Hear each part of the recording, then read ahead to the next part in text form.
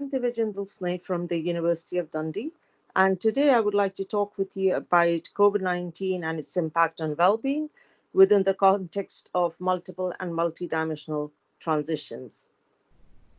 When doing so, I would refer to three pieces. One is Pandemic Tales, which is an anthology of comics, transitions blogs that we've been writing, as well as some of our primary secondary transitions research for illustration purposes. So, before we start, can I ask you to reflect on what transitions mean to you, as well as what transitions do you think children and young people have experienced so far and are likely to experience in light of COVID 19? Please tweet as you go along.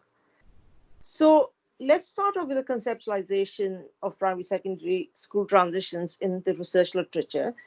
We undertook a systematic literature review over 10 years, and we found that in most of the studies, the conceptualization wasn't explicit, and we had to infer it on the basis of theory and methodology.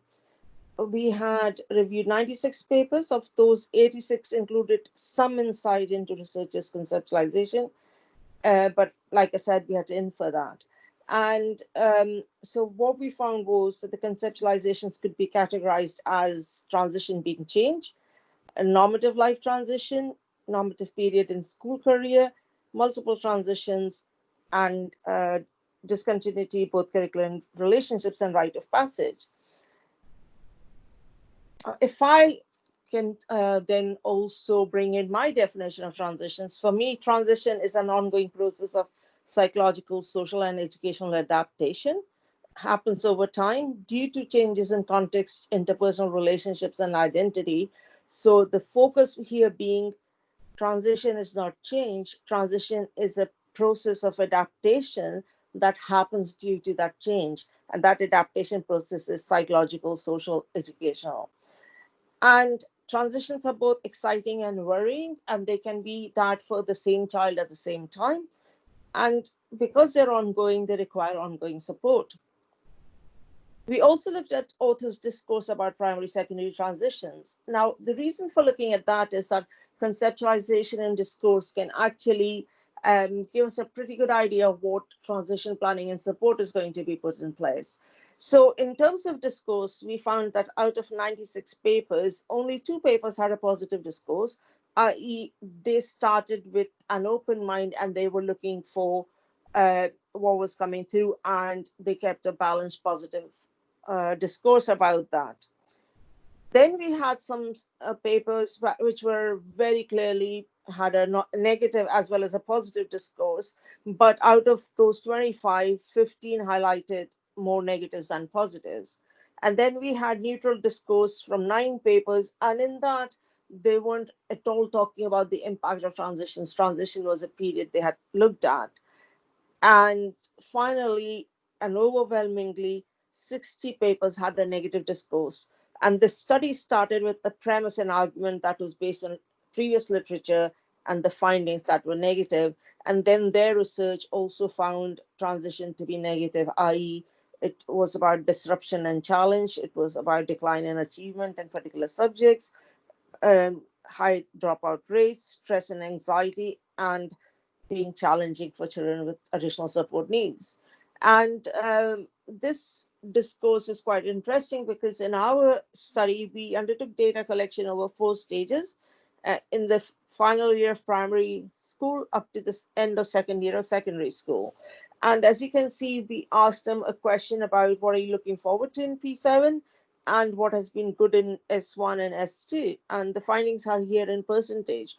And you can see that when children were in P7, they were looking forward to different subjects, making new friends, more independence, more choice and opportunities, bigger school, a range of things that they were looking forward to. And actually, some of them they found to be even better after they arrived in secondary school and over time. And we also asked them what they were worried about in P7 and what was still worrying them. And again, you can see that there were several things they were worried about, such as losing old friends, bullying, more homework, finding their way around school, moving away from some classmates and things like that. And as you can see, the dark blue is before they started secondary school. And after they moved to secondary school, a lot of those anxieties went down really low. So if we start looking at primary secondary transition or any transition, and if we keep an open positive mind, then we might be finding different things. However, this discourse is not surprising because the discourse we find in children and young people's natural environment is quite negative.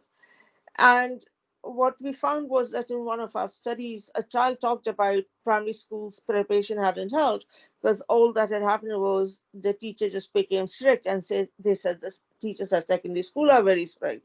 And when they moved to secondary school, they didn't find that to be the case. In another child's case, their cousin told them about lunches and they said they got really confused, was really scared. She showed me her math daughter and looked really hard. But when it was actually me, that was a secondary school, it's not really that hard. You do get a little bit frightened. So before they're coming, they're getting all these negative messages from family members and teachers, and then they might be spending some time being anxious about those transitions. But in reality, when they come to secondary school, they're finding that they didn't need to be anxious. But we also find similar narratives in children's storybooks and movies. So, for Harry Potter, for example, you know that he's going to start secondary school. He's excited about moving away from not so pleasant kinship parents for him. And but even before he arrives at the school, he experiences lots of different experiences, some of which were actually quite scary. Similarly, Diary of a Wimpy Kid, where the elder brother comes and tells his younger brother, Mom has asked me to come and speak with you. My advice will be don't look at anybody, don't do this, don't do this, don't do that. And then he finishes off, whom am I fooling? By the end of the year, you're either going to be dead or homeschooled anyway.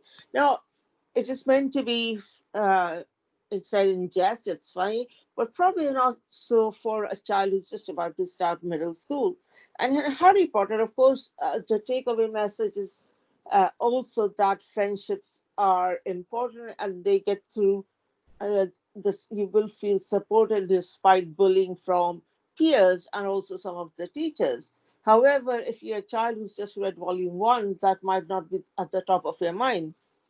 And if we start looking at the discourse in media about COVID 19, there is a lot of statistics and discourse that, to be honest, can be quite scary for a child.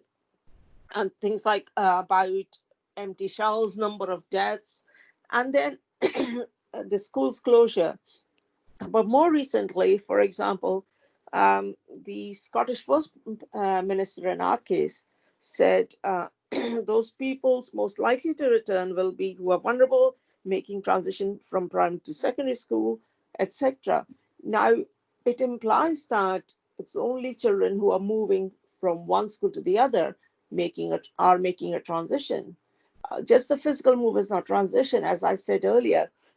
Transition has is psychological, social, educational. There are several aspects to it. So this focus doesn't help and could be problematic for some children. And if you look at, for example, a child who's in the last year of secondary school and they find out that the school's going to close and all of a sudden they've been told, okay, this Friday is going to be the last day at school. So they are actually rushing, realizing that all the plans they had for the last year are not going to happen. And the schools will be closed. They're not going to meet their friends again. And then they find that exams have been cancelled. And all the anticipation they had about sitting the exam, maybe being worried about exams, but now finding that they won't have any exams, they might not feel the same sense of achievement than they would have felt if they had sat it. Also, certain expected normative transitions, for example, having the leavers ball or having the end of year book, all of those things might be disrupted for them. And therefore, there are lots of transitions children all children are experiencing, not just primary, secondary ones. And there are other transitions because of lockdown, children not being able to go outside. So imagine somebody living in multi-story building with no garden, what sort of transition they are having because of the lockdown. And then the children who will be either relying on free school meals, or children who are for whom homes are not safe spaces, what is happening for them on all the different transitions they will be experiencing. So, of course, there are all these different transitions happening, and literature does talk about the impact of transitions on well-being. But as you are probably very well aware, well-being is the least well-defined term, and it can include emotional and psychological well-being, spiritual well-being, physical well-being, and social well-being. And so when we were reviewing the literature, we focused on studies that had any of those aspects included. So, for example, they might have emotional well-being was their focus, and we found only 20 studies that focus on at least one aspect of these of well-being. Out of those 20 studies, 4 studies actually reported that transition had a positive impact on people's well-being outcomes. And one study said it had led to improvement in quality of life, but one study was actually considering no dip in self-esteem to be a positive. And out of those 20 studies, 16 studies reported negative impacts on people's well-beings, which then manifested in increase in school misbehavior, decline in feelings of school belongingness and connectedness, poorer social and emotional health, and higher levels of depression and anxiety. And we know that the increase in people's anxiety during transitions are associated with lack of positive relationships, decreased connectedness, as well as decline in perceived school belongingness. But we also are aware that if unresolved, these experiences can lead to long-term mental health issues and also lower educational outcomes, including psychiatric difficulties throughout the lifespan in some cases. And so what literature then says is that what helps with well-being in transitions is positive relationships with peers, with teachers, with family members, ongoing honest clear communication between different parties, and children and young people having a voice and agency, some control. um, they are crucial for successful transitions. And we can also see this from our 4-stage longitudinal design study, where we asked them about their support systems. And as you can see, the top support networks were parents, grandparents, brothers, sister, cousin, classmates, and friends. And this more or less didn't shift from P7 to S2. These stayed constant. And it is probably because family is one of the few constant support systems they have through any and every transition they will experience. So, in some ways, it is actually quite reassuring to know that the people they consider to be their closest support network are actually the ones they are at home with. Unfortunately, the teachers and guidance teacher come quite lower down on that.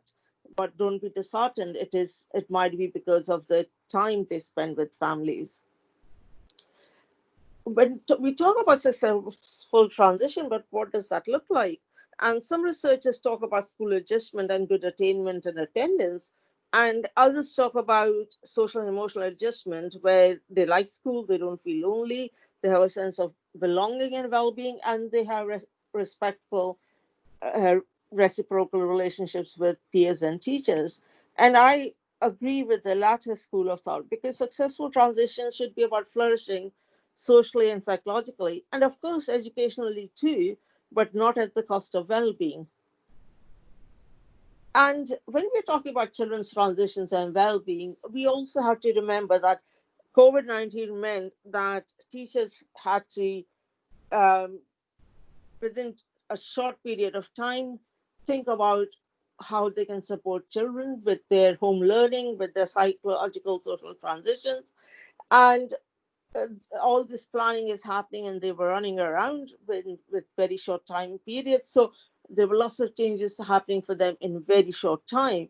And this had left them worried about how they could support the children as well as their families. But as the head teacher on the right hand says, it is a transition for all of us. You need to consider your well being too, and you can't support them or their parents if you are stressed. And the head teacher says, how can I support you? So it's important to recognize that teachers are going through transitions as well. And teachers are going through transitions along with their children, but also what is happening is that these transitions are not just professional, they're also personal. And these professional transitions are again about how can I support my students, how do I do home working, but also personal one when somebody's partner is worried about their job or their company, when the children need their attention because the children are homeschooling. So all these transitions are happening. And so not only are these transitions happening, uh, multiple transitions happening, these are happening in different domains which have come together. And we know from research that people do adapt over time. And they do it relatively quickly. But there is also research to suggest that there can be a differential impact on those with additional support needs. And in fact, transitions can trigger additional support needs for others. And if you think about what has been happening in the recent research from Barnardo's, young people have reported that because there's been lack of clear communication about COVID-19 from the government, it has actually been really detrimental to their mental health. So we need to think about all that, and this is happening during our multiple transitions, both personal, professional, and all sorts of different positive, negative transitions we might be experiencing. But that's not the only thing that's happening. We are experiencing them, but our transitions are interacting with the transitions of other people. So if we see a Rubik's Cube and think about one side of Rubik's Cube being a child and their ecosystem. So yellow is child one, their parents, their teachers, their friends, and green might be another set of another child's ecosystem, blue might be another child's ecosystem. Any change in one person's ecosystem is going to lead to change in another person's ecosystem.